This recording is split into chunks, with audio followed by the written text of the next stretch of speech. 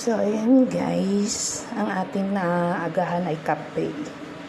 Either kape o quaker oat lang naman ang ating agahan guys. Alin lang dun sa dalawa. Pag ako nagkakape, yung isang stick na to, kinakalahati ko siya. Hindi ko siya inuubos guys, kasi hindi talaga ako nagkakape ng mapait.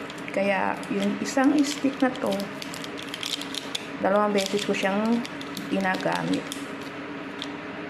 Kape, kape, kape.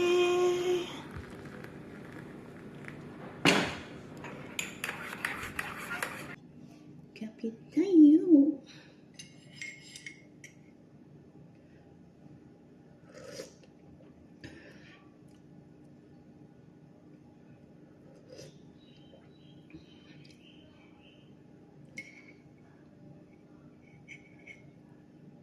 May lumutang.